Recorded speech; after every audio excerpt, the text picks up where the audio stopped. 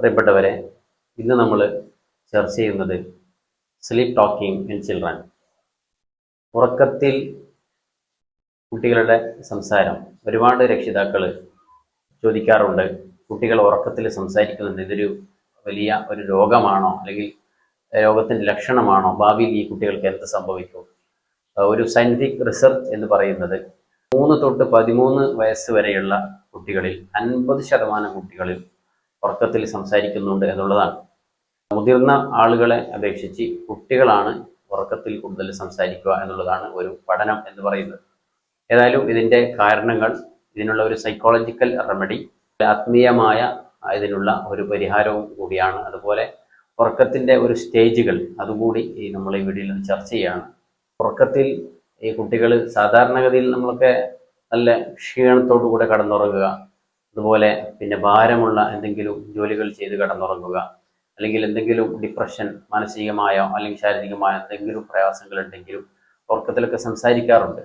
അതേസമയത്ത് നമ്മൾ ഇതൊരു ഡോക്ടറെ കാണിക്കണം എന്ന് ചോദിച്ചാൽ, ഇത് സ്ഥിരമായി കുട്ടികൾ ഉറക്കത്തിൽ സംസാരിക്കുകയാണ് എങ്കിൽ നമ്മൾ ആദ്യം ഒരു പീഡിയാട്രിഷ്യനെ കാണുക, അല്ലെങ്കിൽ ഒരു സ്ലീപ്പ് സ്പെഷ്യലിസ്റ്റിനെ കാണിക്കുക.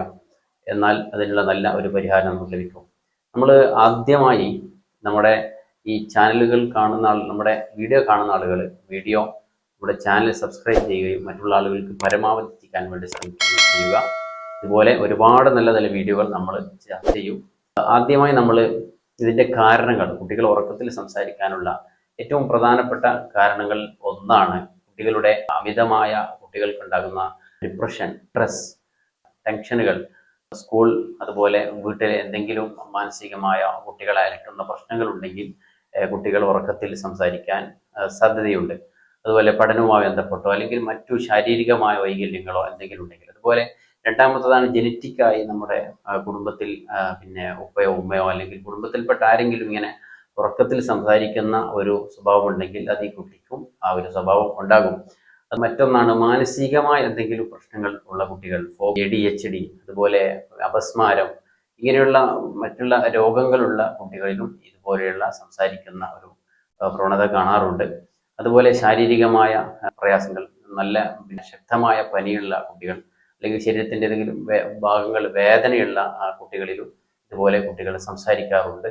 സ്ലീപ്പ് ഡിസോർഡറുള്ള കുട്ടികൾ, സ്ലീപ്പ് ഡിസോർഡർ എന്ന് പറയുന്നത് സ്ലീപ്പ് വാക്കിംഗ്, ഉറക്കത്തിൽ എഴുന്നേറ്റ് നടന്ന് പോവുക, ടെറേഴ്സ്, അതുപോലെ രാത്രിയെ പേടിയുള്ള കുട്ടികൾ, ഇരുട്ടിനെ പേടിയുള്ള കുട്ടികൾ, ഉറങ്ങുന്ന സമയത്ത് കുട്ടികളെ ഭയപ്പെടുത്തുകയും ഭീഷണിപ്പെടുത്തുകയും പേടിപ്പെടുത്തുകയും. സാധാരണഗതിയിൽ നമുക്കൊക്കെ അറിയാം, കുട്ടികൾ ഉറങ്ങുന്ന സമയത്ത് ഒരിക്കലും കുട്ടികളെ പേടിപ്പിച്ചുകൊണ്ട് ഭയപ്പെടുത്തിക്കൊണ്ട്, ഇവിടെ പഴയകാലം മുതൽ പരമ്പരാഗതമായി നമുക്ക് കിട്ടിയതാണ്. നമുക്കറിയാം അങ്ങനെ ചെയ്യാൻ പാടില്ല, എന്നാലും നമ്മൾ അറിയാതെ ചെയ്തു പോകുന്ന ഒരു വിഷയമാണ്.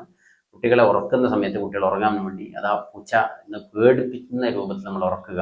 കുട്ടികളെ ഉറക്കത്തെയും അത് ഭാവിയെ തന്നെ ബാധിക്കാൻ സാധ്യത. അതുകൊണ്ട് ഒരിക്കലും അത് ചെയ്യാൻ പാടില്ല. ഒരു പ്രധാനപ്പെട്ട ഒരു കാരണമാണ് ഈ കുട്ടികൾ ഉറക്കത്തിൽ സംസാരിക്കാനുള്ള കാരണം ഈ REM സ്റ്റേജിൽ വരുന്ന മാറ്റങ്ങൾ. നമ്മൾ ഈ ഉറക്കിൻ്റെ സ്റ്റേജുകൾ ഒന്ന് പഠിക്കൽ നന്നാവും. ഉറക്കിൻ്റെ സ്റ്റേജിനെ കുറിച്ച് ഒന്ന് ചെറിയ രൂപത്തിൽ ഒന്ന് വിശദീകരിക്കാം. ഒരു വ്യക്തിയുടെ ജീവിതത്തിൽ ഈ ഉറക്കിൻ്റെ ഒരു സ്റ്റേജുകൾ, ഇതിൻ്റെ ഘട്ടങ്ങൾ എന്ന് പറയുന്നത്, ഒരു വ്യക്തിയുടെ ഉറക്കത്തിൽ ഒരു നൈറ്റിൽ സംഭവിക്കുന്ന ഒരു സൈക്കിൾ എന്ന് പറയുന്നത്, ഉറക്കം എന്ന് പറയുന്ന സൈക്കിളാണ്. 4 സ്റ്റേജിലൂടെയാണ് കടന്നു പോകുന്നത്. ഒന്നാമത്തത് light sleep, NREM light sleep. അതിൽ തുടങ്ങി അത് 1 മിനിറ്റോ 7 മിനിറ്റോ ആയിരിക്കും അവർ ഉറക്കം ഉണ്ടാകുക. അത് കഴിഞ്ഞ പിന്നെ NREM മോഡറേറ്റ് സ്ലീപ്പ്. അത് ഏകദേശം 10-25 മിനിറ്റോ ആയിരിക്കും ഈ മോഡറേറ്റ് സ്ലീപ്പ്. അതായത് ഡീപ്പ് ഉറക്കത്തിൻ്റെ മുമ്പ്, അതിൻ്റെ ഒരു തുടക്കം, ആ ഒരു ഉറക്കമാണ് ഈ മോഡറേറ്റ് സ്ലീപ്പ് എന്ന് പറയുന്നത്. അത് 10 മിനിറ്റോ 25 മിനിറ്റ് ആയിരിക്കും. അത് കഴിഞ്ഞാൽ പിന്നെ ഡീപ്പ് സ്ലീപ്പ്, മൂന്നാമത്തെ സ്റ്റേജ് NREM ഡീപ്പ് സ്ലീപ്പ്. അത് ഏകദേശം 10 അല്ലെങ്കിൽ 60 മിനിറ്റോ ആയിരിക്കും നീണ്ടു നിൽക്കുക ഈ ഉറക്കം. അത് കഴിഞ്ഞാൽ പിന്നെ REM, അതായത് റാപ്പിഡ് ഐ മൂവ്മെൻറ്റ്, കണ്ണുകൾ വേഗത്തിൽ ചലിക്കുകയും മേലോട്ടും താഴോട്ടും ഇടത്തോട്ടും വലത്തോട്ടും. ആ സമയത്ത് തന്നെയാണ് നമ്മുടെ ഈ ഡ്രീം ഫോർമേഷൻ, കൂടുതൽ സ്വപ്നം കാണുന്നതും. ഈ മുതിർന്ന ആളുകളെ അപേക്ഷിച്ച് ഏറ്റവും കൂടുതൽ ഈ REM, ഈ ഉറക്കം കുട്ടികളിലാണ്, 50% കുട്ടികളിലാണ് ഇത് ഉണ്ടാവുക. ഈ ഉറക്കം, സ്വപ്നം കൂടുതൽ കാണുക എന്നുള്ള ഒരു അവസ്ഥ, സ്റ്റേജ് ഉണ്ടാവുക. സമയത്ത് നമ്മൾ പ്രായം കൂടുന്നോറും അത് കുറഞ്ഞ് കുറഞ്ഞ് വന്ന് 25%, 20%ആയി കുറയാണ്. അപ്പോൾ ഉറക്കം എന്ന് പറയുന്ന ഒരു സൈക്കിൾ പൂർത്തീകരിക്കാൻ വേണ്ടി 90 മിനിറ്റ്സുകൾ അല്ലെങ്കിൽ 110 മിനിറ്റ്സുകൾ, അങ്ങനെ 4-6 സൈക്കിളുകൾ പൂർത്തീകരിക്കുമ്പോൾ ഏറ്റവും കൂടുതൽ ഒരാളുടെ ഉറക്കത്തിൽ അയാളുടെ സ്റ്റേജ് പൂർത്തീകരിക്കുന്ന REM ആണ്. അതായത് റാപ്പിഡ് ഐ മൂവ്മെന്റ്. ഈ ഉറക്കത്തിൽ ഏറ്റവും കൂടുതൽ സ്വപ്നം കാണുന്ന പോലെ ആ സമയത്ത് തന്നെയാണ് നമ്മുടെ മസ്തിഷ്കത്തിന്റെ പ്രവർത്തനങ്ങളും അത് ബുദ്ധിയുടെ വികാസവും ശരീരത്തിന് നല്ല ശരിയായ വിശ്രമവും ആരോഗ്യകരമായ ഉറക്കം ലഭിക്കുന്നത് ഈ REM ആണ്. REM കൃത്യമായി ലഭിക്കണം ഈ 4ാമത്തെ സ്റ്റേജ് എന്ന് പറയുന്നത്. അത് കഴിഞ്ഞാൽ വീണ്ടും നമ്മൾ പറഞ്ഞതുപോലെ 2ാമത്തെ സൈക്കിളിലേക്ക് കടക്കും. Light sleep, moderate sleep, deep sleep, പിന്നെ വീണ്ടും REM. അങ്ങനെ 5-6 സൈക്കിൾ പൂർത്തീകരിക്കുമ്പോൾ നമുക്ക് ഒരു 8 മണിക്കൂറൊക്കെ ഉറങ്ങുമ്പോൾ നല്ല ഒരു ഉറക്കം നമുക്ക് ലഭിക്കും. അപ്പോൾ ഈ REM എത്തുന്ന ഈ റാപ്പിഡ് ഐ മൂവ്മെന്റ് എന്ന് പറയുന്ന ഈ ഒരു സ്റ്റേജിൽ എത്തുമ്പോഴാണ് കുട്ടികൾ കൂടുതലും തീരെ ബോധമില്ലാത്തൊരവസ്ഥയിൽ, ഈ ലൈറ്റ് സ്ലീപ്പ് എന്ന് പറയുമ്പോൾ ചിലപ്പോൾ തട്ടിയാൽ ചിലപ്പോൾ ഉണരാൻ സാധ്യതയുണ്ട്. അതുപോലെ ഈ REM ഇനത്തിൽ എത്തുമ്പോഴാണ് കുട്ടികൾക്ക് ഒരു ബോധവുമില്ലാത്ത അവസ്ഥ, ചിലപ്പോൾ വിളിച്ചാൽ തന്നെ കേൾക്കാത്തൊരവസ്ഥ, നന്നായി സ്വപ്നം കാണുന്ന ആ ഒരു സ്റ്റേജിലാണ്. ആ സ്റ്റേജിൽ കൂടുതൽ കുട്ടികളും സംസാരിക്കാൻ സാധ്യത കൂടുതലാണ് കുട്ടികൾ. അപ്പോൾ അതൊന്നും നമ്മൾ വലിയ പ്രയാസമായി കാണേണ്ടതില്ല. ഉറക്കത്തിൽ സംസാരിക്കുന്നുള്ള ഒരു സൈക്കോളജിക്കൽ റെമഡി എന്ന് പറയുന്നത്, ഒന്നാമത്തത് സ്ലീപ്പ് ഹൈജീൻ. അതായത് നമ്മുടെ ഈ ഉറക്കത്തിൽ സംസാരിക്കുന്ന കുട്ടികളുടെ ഉറക്കം ഒന്ന് കൃത്യമാക്കുക.